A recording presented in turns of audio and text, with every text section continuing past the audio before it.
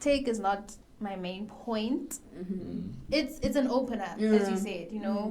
Businesses, I could create businesses because I'm also good with my hands. I draw, I sketch, you know, create things, decoration. I'm currently doing AI software. So I think because of the AI, if I'm being ambitious, I think I could hop into 45K a month. Just because of the AI. Because I don't feel like the tech space is the only thing I'm going to be limited to. Exactly. Because I feel like it's just the opener for me, like the main, but... Hi guys, welcome to Let's Talk Tech with Gen Z. My name is Brandon. I'm Dumi. I'm Tando. And I'm Taffy. And today we're going to be speaking about tech events and the benefits that could come from attending an event. So have you guys ever attended any tech events this year or ever? Actually, I have.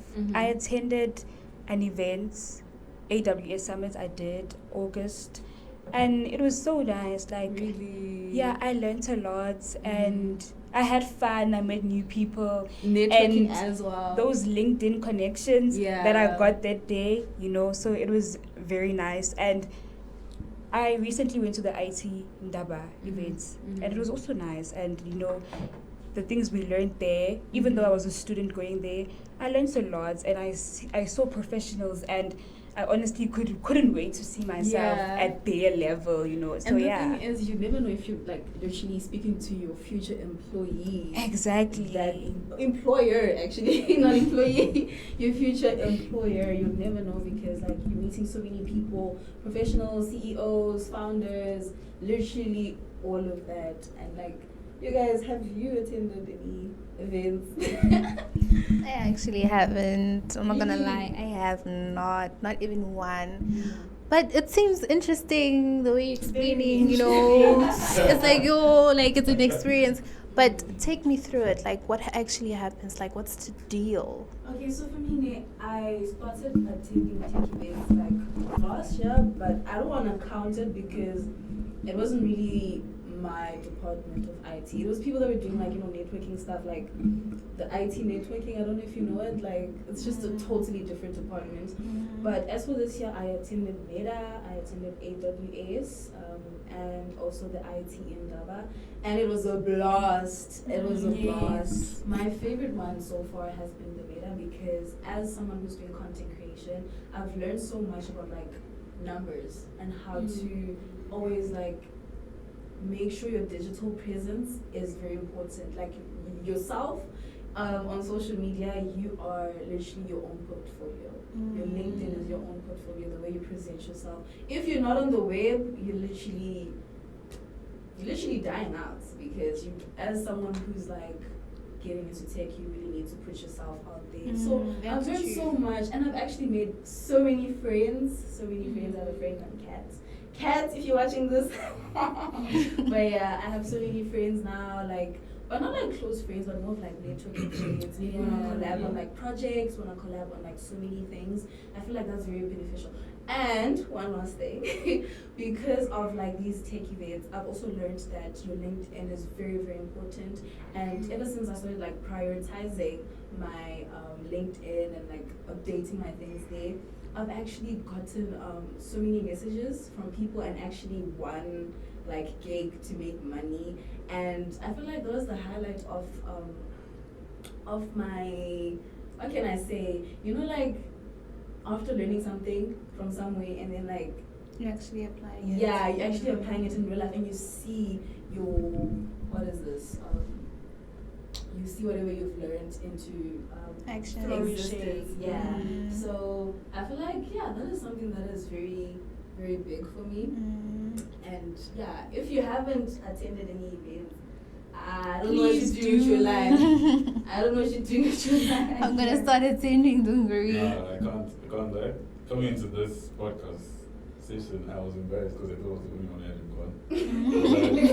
gone. Safe to say I'm not alone. Yeah. But honestly, from what you guys have said and the way you've broken it down, I can generally tell that I'm missing out on a lot.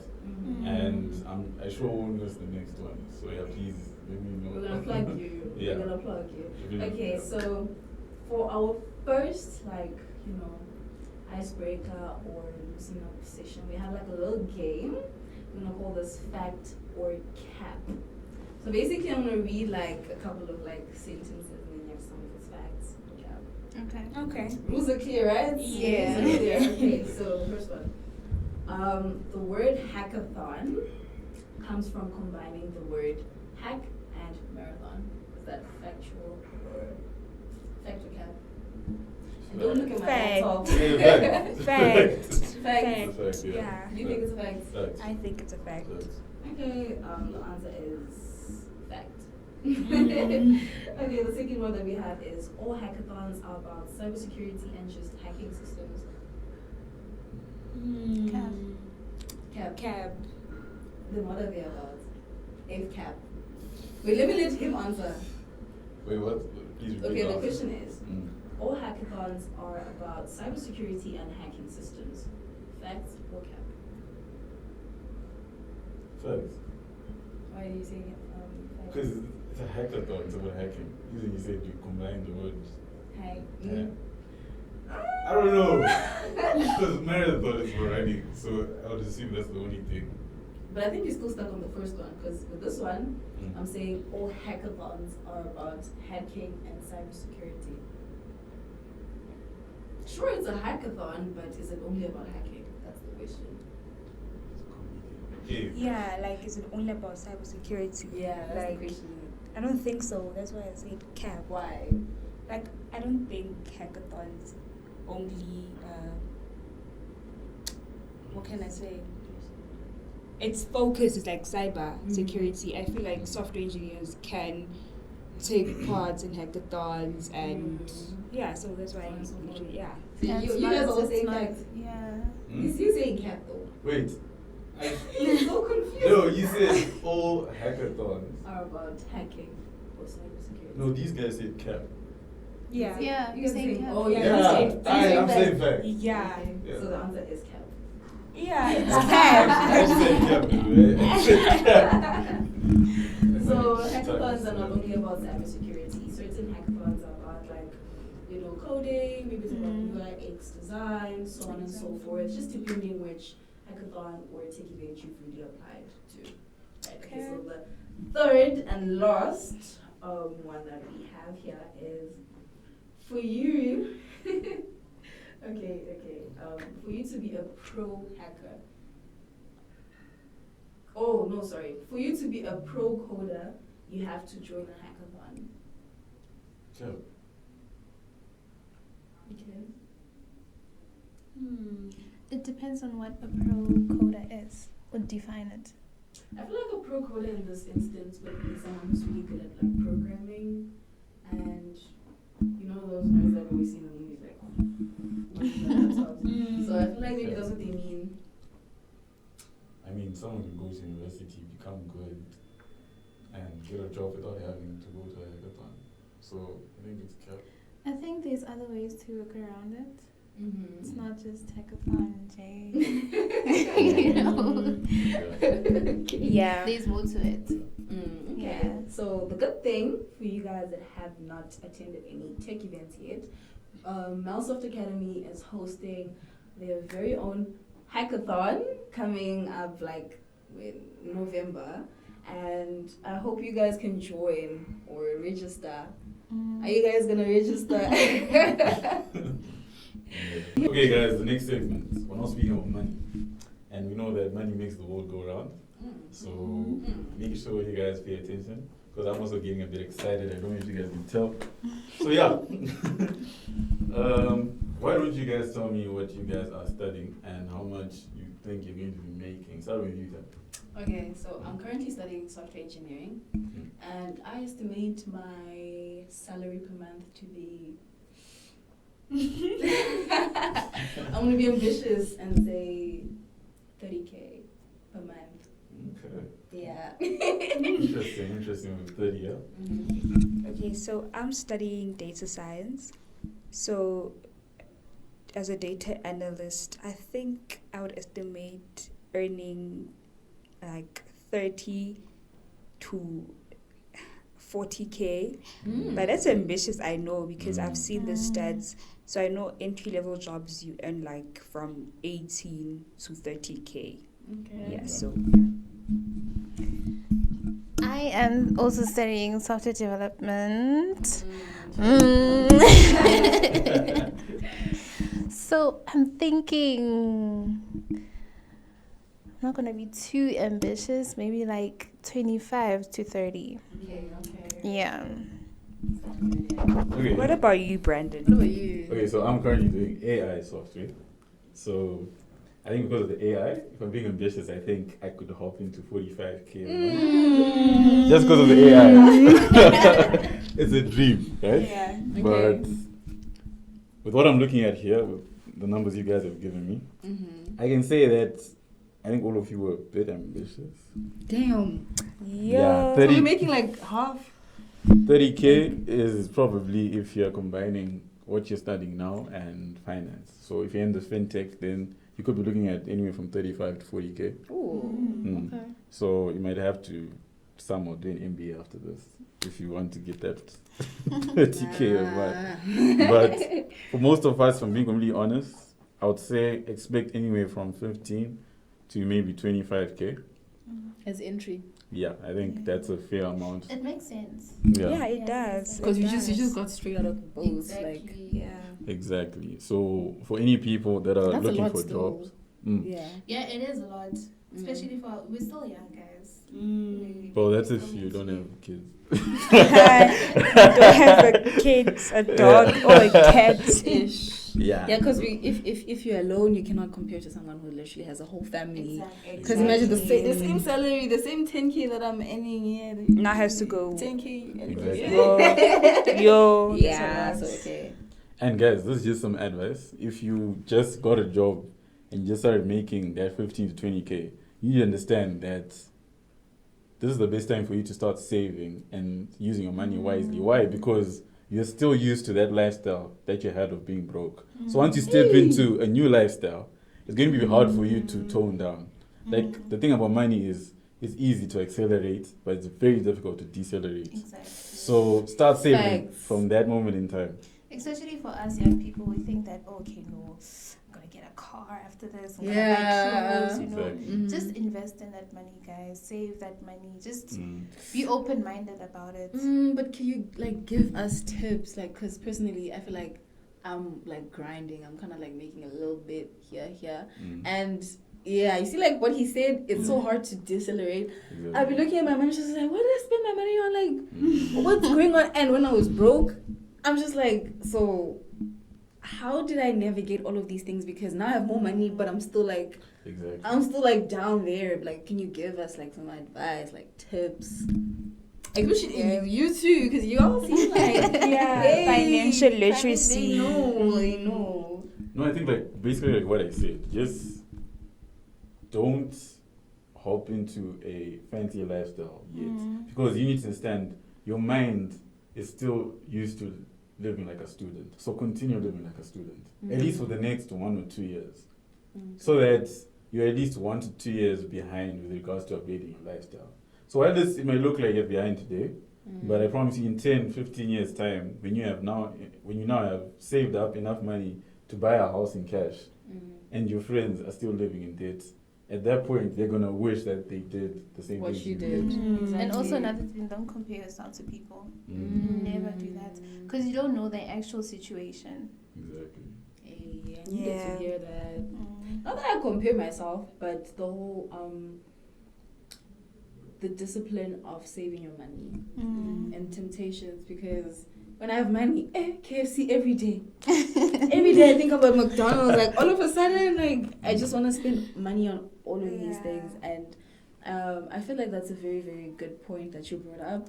Because I feel like I'm not the only person that's probably going through this. Like, yeah. So how much do we make, like, factually? I would say, like I said, the range is around 15 to 25. And also another tip, I think always go with a low expectation. So let's say, take yourself as if you're going to make the least amount possible. Let's say the 15K. So that even if you negotiate and you get that 25 or 30K, live within the 15K. Oh, okay. You get what I'm trying to say? Yeah. That's another tip. So just because you managed to negotiate a higher fee and you probably got the dream 30, I got the dream 45, I should still look at the minimum, which is the 15, because there are other people living on that. So it means I can live on that. Okay. So yeah, that's another tip. So we're still talking about money. Yeah. Yeah. Now let's look at how much you guys think you guys will be making per month after 10 years. Yo. With 10 years of experience. 10 years. Yo. It's been 10 years Bank. now. I won't lie to you, I would be a billionaire, not even millionaire, probably even higher than a billionaire. Manifesting on that. OMG, OMG, I'm gonna be like having, because I don't feel like the tech space is the only thing I'm gonna be limited to. Exactly. Because I feel like it's just the opener for me, like the main. But as someone who's like, I feel like I'm a multitasker. I do so many things. Like, I draw, I paint, I crochet, I make stuff. I'm a person that does things with their hands. And I feel like I would be doing, like, I would be selling stuff or, like, opening businesses for myself. I also investing. And I also wanted to be an architect before I got into the tech business. And since I can't really be that anymore, I just have a passion of like houses and like renovating and all that. I could probably get into real estate. Yeah. And the whole tech space could just be the opener for that, for me. So yeah. In 10 years time, as a software engineer, it's too big. I can't even give you a number. Okay. Period. Yeah. Period. Okay. Yeah. How about you guys? Also for me, like guys, tech is not my main point. It's an opener, as you said, businesses, I could create businesses because I'm also good with my hands. I draw, I sketch, create things, decoration. I'm actually going to open a business with my mom soon. Oh, It's wow. actually launching. It's a catering business. So Support my girl, please. Yes, please. Please. Tell us when you're open. No, don't worry, we love food. I will. Yeah, we Yeah, love yeah. That won't be hard. Okay, what about you, Brandon? With AI, by my side, Yeah, I in could 10 years. I could literally become the next Elon Musk. Yes. Honestly, Yes. like I think I love your answers. Like you guys are not giving direct answers because like it's true with tech and the digital world. Like anything can happen. Yeah, Exactly. Anything. I think it's good. Like we overestimate what we can do in 1 year, but we underestimate what we can do in 10. So I think it's good to open up your mind because dreams are for free, anyways. So yeah, I'm looking forward to seeing all of us. And In how far we're 10 gonna take years. this. Yeah. And you guys as well. Yeah. Yeah. In 10 years, I'll be making bank, guys. Oh, I'll be living large. Bro, I know. Because I want to go into modeling. There's just a lot I have in store for me. And I know by God's grace, I'll get there. Like, I'll get there. Like, I'll get where you there. want to be even more. Yeah, I'll get there. And also, I would like to, one thing for me that's so important is giving back. Like, that's so important to me. It's so close to my heart because I felt like I want to be a role model to some kid that I never had in high school. Yeah. Like, because I felt like we just taught YOLO, like you only live once, live your life, don't do this, and then when you now step into adulthood or 20 or 18, Like, do you know that verse that says, I'm not really sure which chapter or like book, but blessed is the one that gives rather than the one that takes. So blessings upon blessings upon blessings. Amen. Yeah. I kind of also have that desire to be Give back, a helping hand to the world. Exactly. So like there's a lifestyle I obviously want for myself, but the reason why I would want to even step into comparing myself to someone like Elon Musk is because I believe that 1% is for me, but that 99% is for others who didn't get the opportunity I had. So I feel like I'm a pioneer. And if I can, obviously I won't be able to help every single person on earth, but if I can help 10,000 people and I inspire one person to help another 10,000, that person inspires another 10K. So yeah, I think that's I'm like the definitely legacy built already. Exactly. Like, that's so true. OMG, that is so true. That is so true. And I feel like my way of giving back so far is like helping people like on TikTok, those that don't really know much about tech but want to get into tech.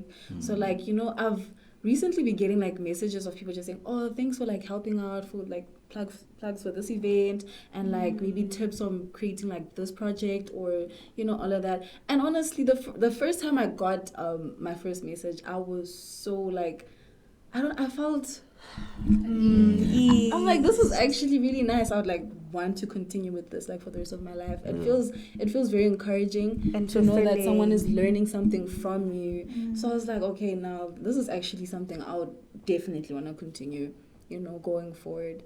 So yeah, guys, yeah.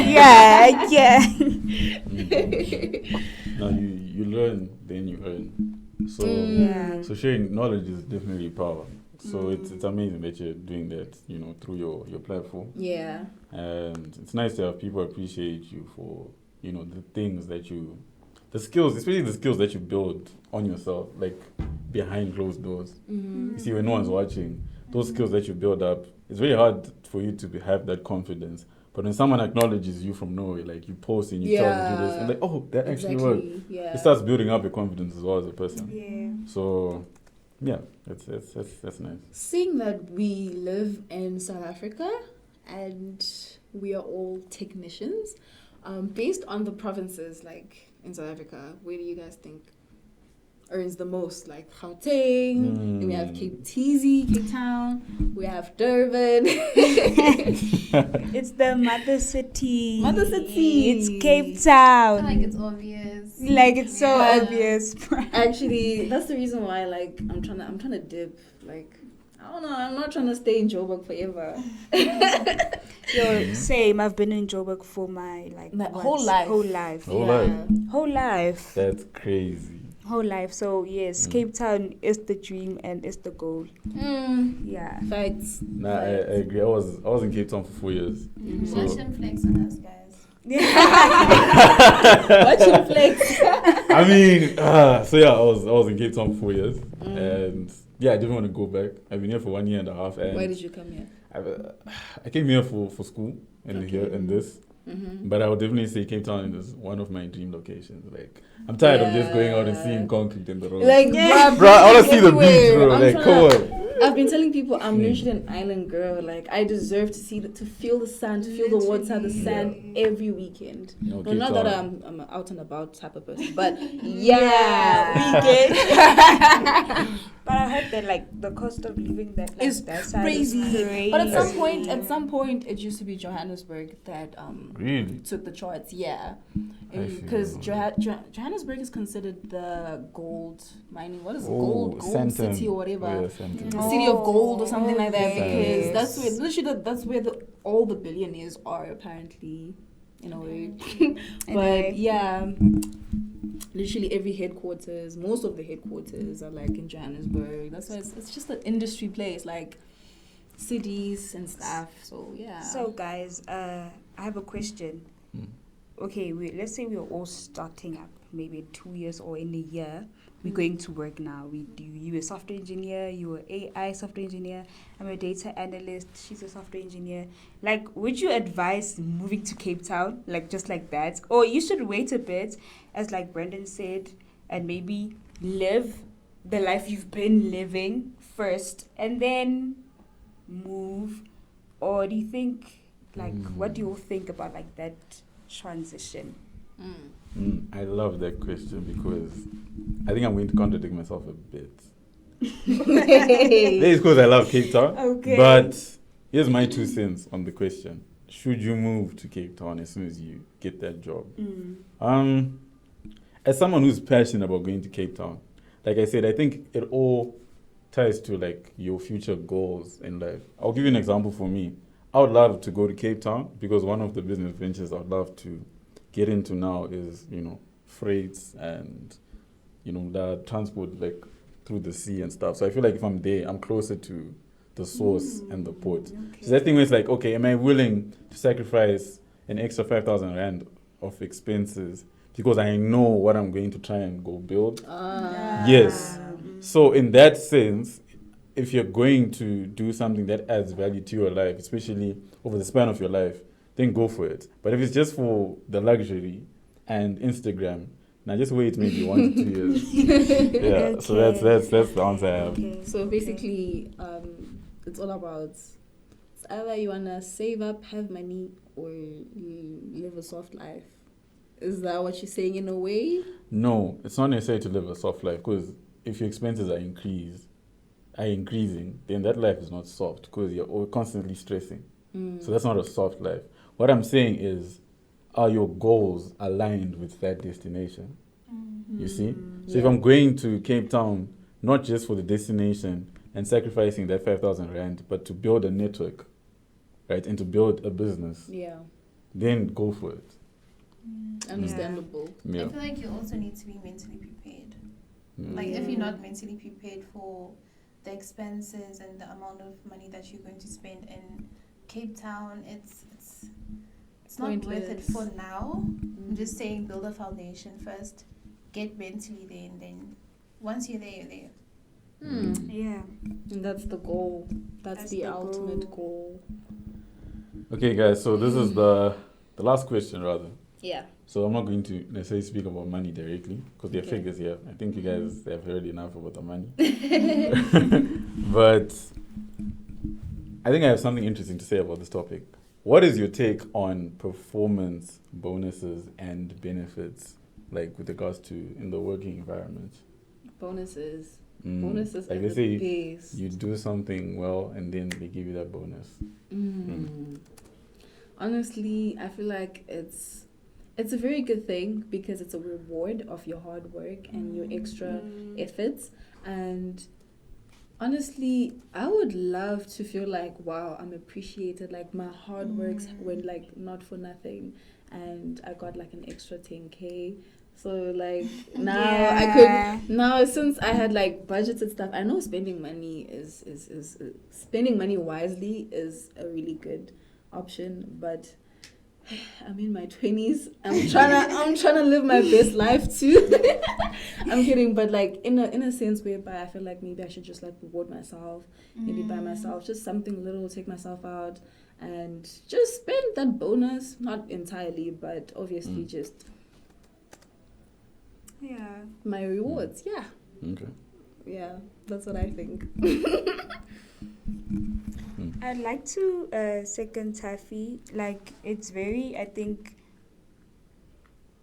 fulfilling and nice, you know, to like to know that, okay, the company I work for sees me and my efforts and what I bring to the table. So I feel like it's a very nice thing. Like, it gives motivation too, because now you work harder. Actually, that it gives you motivation. Okay. yeah. What are your thoughts, Brandon? Oh, no. Do you have anything to add on? I feel like they said it all. Basically, Okay. they said it all. So I'm glad that all of you guys agree, because I love debating. So I don't necessarily agree. You disagree. I don't agree in full with you. And let me break it down. Yeah. Why? Hopefully by the end of what I have to say, you guys will be on my side. So what I'm saying is, yes, it's amazing to be recognized, but I feel like usually when you get bonuses or when you get promoted, it's because the company is recognizing the level of talent and skill that you're bringing, right? Yeah. So as someone who wants to be self-employed, don't you guys think that these bonuses are a way of like keeping you hooked to the job? It's like a hanging carrot, like you're a rabbit on an hamster wheel, and there's a carrot being hung over your head. So that's the angle I'm trying to look at it from. So how do I feel about bonuses? It's good, but generally I feel indifferent about them. Okay. My question for you is, you feel like it's a loop. Like, okay, let's say you've been earning 5K per month, 5K the whole year. December comes, extra 2K. And then you get the extra 2K, you're happy, you want to stay. The new year starts, 5K. Oh, yes. Is that what you mean? 100%. Because let me ask you this. If you had the best coder in the world working for you, how would you keep them? Dopamine. Hey, So that's, you see what I'm saying? Okay. You see what I'm saying? You see what I'm saying? We get it now. Because now also, let's say you have the best coder in the world, right? And you don't want to lose that. this coder now gets a big offer at Google. And you're a startup company, cool. Now you've made a loss in your company, and I feel like maybe those companies would like want to bring back the person and be like, okay, but higher. Is that also like in another sense of like how they keep people in? So like that's why I say it's a slippery Even though it's kind of different. I'm indifferent about it because of the fact that I want to be an entrepreneur. So like I said, because it's all So I think I'm glad I made you guys think. But still, I don't entirely. I see your point. Yeah, exactly. Thank you. That's what I wanted to say. Like that light bulb moment you had. I see your point, but that light bulb moment, because I also want to be like an entrepreneur. So what Brandon is saying has me like thinking. How because, would you keep them hooked? Like, how would you keep them hooked? It's facts Dopamine. though. Like Money. he's not lying, because money makes the world go around. So if they want to be paying me more, and let's say I want to start a business, but then they start like paying me more to keep me, I will never open that business because I'll be serving that company. Like, in my opinion though, I still feel like it is a way of keeping people hooked in a sense. But personally, if I'm working for like a big company and I'm earning like 20K per month, and my bonuses comes extra 5K, I still feel like if I get the opportunity to make more money, I'll still take that, regardless of the bonuses, because maybe my bonus is now 25K, even though my monthly salary is like 20K, and that company like pays me 35K, and maybe the bonuses get to 40K, I'll still leave. Like, you get me? Because it's an opportunity to make more money, but I think do more. It's also on like mindset, like where do you see yourself? Like, do you wanna work for people or have your own thing? Not exactly. So not exactly. I'm not trying to stay there, but the only reason why I feel like, as someone who's very young, I still need to like work for people in order for me to have experience and understand the work environment, how things work. Can I also ask you guys a question actually? So would you guys settle for a company that pays you way more, but basically the working environments are kind of like terrible, like your boss is like, he's a no-no, stress every day at work, and you're not given like time off, but you get hella money? Or a company maybe you previously worked for, but everything is like smooth, everybody's friendly, working environment is good, colleagues are also kind of good. What did you guys like settle for? Mental health or money? What would you settle for? As someone who's building a digital empire, my mental health is everything to me. So that money doesn't really matter to me. And also, I think I need to be realistic. It generally depends on my situation. If it's just me, single, a bachelor, no family, and I'm not struggling to survive, then I'm picking the mental health because, like I said, I'm going to need that mental health to build that so-called business. You understand? So, yeah. But if like you have a family that you have to strive for, I feel like a lot of people are actually doing that. Yeah, exactly. Killing themselves. Exactly. Oh, 100%. Exactly. That's the sad reality of everything. Like, some people have to work like 2 jobs. Some still have families, barely get raised. Some still want to go to school, but are not able to because of circumstances. So guys, show your mothers and fathers all love and appreciation, because it's not nice in the work environment, and they're pushing because of us and our needs. Yeah, I think we had a really good discussion today. Very impactful, educational, and more. Thank you guys so much for watching and tuning in for today's episode. See you in the next one. Bye. Bye. Cheers.